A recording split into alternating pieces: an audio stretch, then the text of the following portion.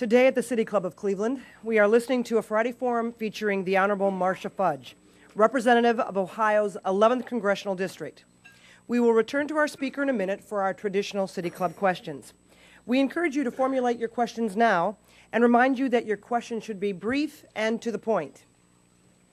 We welcome you to this City Club Forum. Our greetings go to those present in this room and especially to those who are guests. We hope you will join the City Club and become active in our ongoing civic dialogue. Today is the Thomas F. and Marguerite Campbell Endowed Forum on a subject that will, quote, challenge the membership. And certainly the issues before Congress, I think, are challenging. So I hope this is a good forum for the Campbells. And the City Club is very thankful to Tom and Peg for their generosity in endowing today's forum. Joining us today at the head table is Peg Campbell and her grandson, Tom Campbell. Will you please stand and be recognized?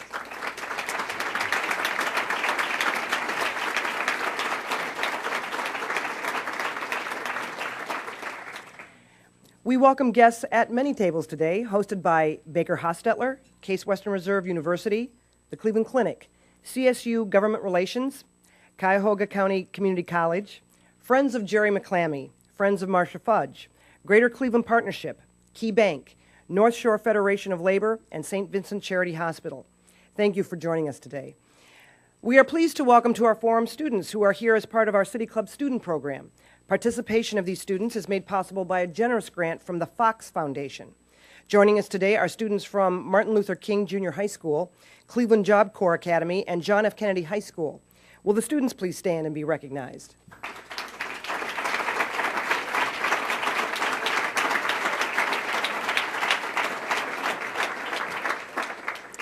Now we would like to return to our speaker and our traditional City Club question and answer period.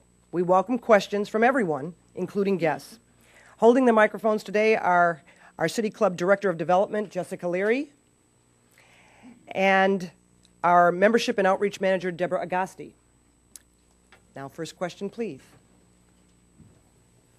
Congresswoman Fudge, you spoke about the efforts that are being made to create jobs in America, a very, very important step. Some of us remember during the Great Depression when unemployment reached extremely high levels, probably 2.5 times what they are today, when President Roosevelt, the New Deal, in order to get people to work in a hurry, created the Civilian Conservation Corps, the CCC, and the Work Projects Administration, WPA. Mm-hmm. Do you think the time has come now to consider having a WPA and a CCC to put people to work immediately doing some of the very positive things that were done by those organizations during the Great Depression? I absolutely think the time has come. We have talked about WPA, we've talked about CETA. If anybody remembers the old CETA programs, we have talked about doing just that because it puts the people to work very, very quickly. You don't have to really be highly skilled, but it gives you the opportunity to get into some kind of a career path. Yes, thank you very much. That is something that we've actually recommended to the White House when we start doing our total jobs package next year.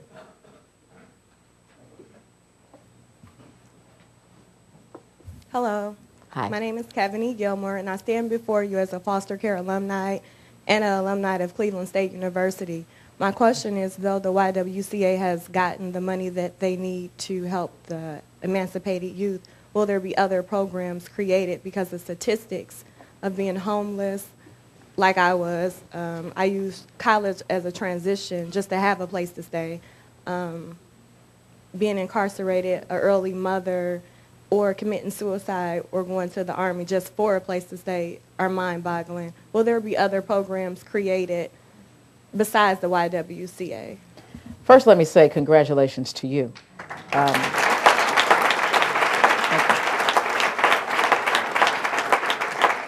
Because what you've just said is that if you have a will, you can find a way out of whatever your circumstance is. So I thank you for being here.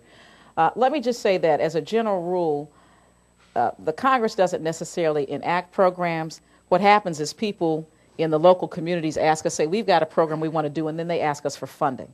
So in fact, I'm sure there will be others. I mean, just like we have fatherhood initiatives and many other programs, I'm certainly hopeful there will be. But it would be good if you could give us some ideas. Call my office, and I've got a couple of staff members here, and let us know what kinds of programs you think should be available to people. That would be most helpful to us. Thank you so much.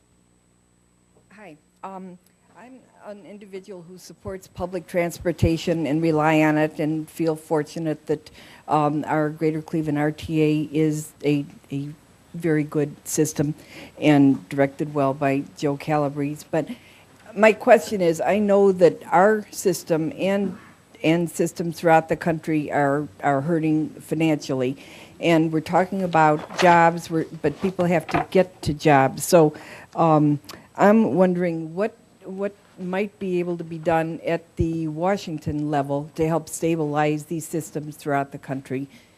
Thank you.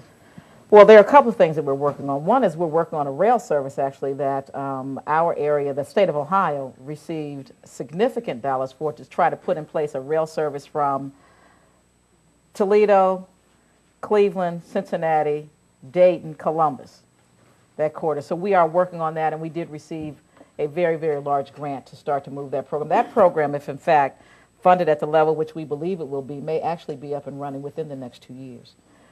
We understand how important rail is, and that's why we put all these transportation dollars in here. And I was talking with the RTA folks earlier when I was just kind of making my rounds. And one of the things they're asking for is to make sure that we have some operational money, because that is indeed what is the problem locally. So it's something that we're going to work on together.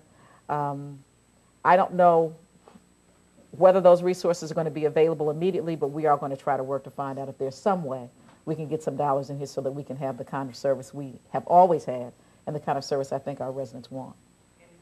Yes. Thank you. Congresswoman, thank you for your presentation and for your work. I wonder if you could talk a little bit about what has surprised you the most in this new role, particularly thinking back on your time as the Chief of Staff a few years back, and kind of, I guess I'm most interested as people talk about the need for more compromise, but looking at perhaps a lot of people who are unwilling to compromise and how that plays out. Well, when I was there 10 years ago, of course, we were in the minority. And now we're in the majority, and I would say that people in the minority don't handle the minority well. That being us or being them. I think it probably is a little more partisan than probably I would like. Not that I don't have friends on the other side of the aisle as well. But we try to, when you're in charge, I think you have a responsibility to really try to be nice. You really do. Because it's difficult to be in the minority. But let me just tell you a story, and this might help you understand what people see. We do oftentimes, when we leave the floor, talk to each other, although it's a very mean place some days. I think that you look at a country who has come through 8 years of war, who has come through 8 years of people being able to say how much they dislike this particular group or that particular group, and it's okay.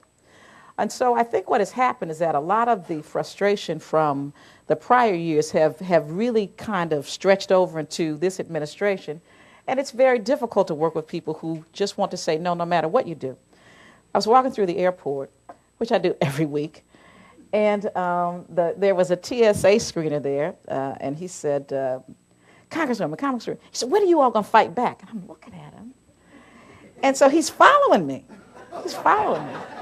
He said, when are you all going to fight back? I said, what do you mean when are we going to fight back? He says, they just say anything, and you all say nothing. I said, we're trying to be nice. We're trying to be the bigger people. We're trying to work with them. And I mean, he was just furious that we weren't fighting back. So what people see is what you're saying. People see us, we have our battles, no question about it. And sometimes we do lose our decorum, which we shouldn't. But I certainly would like to have one rule implemented on that floor, is that when you stand in that well, that you have to tell the truth, that you just can't make up stuff.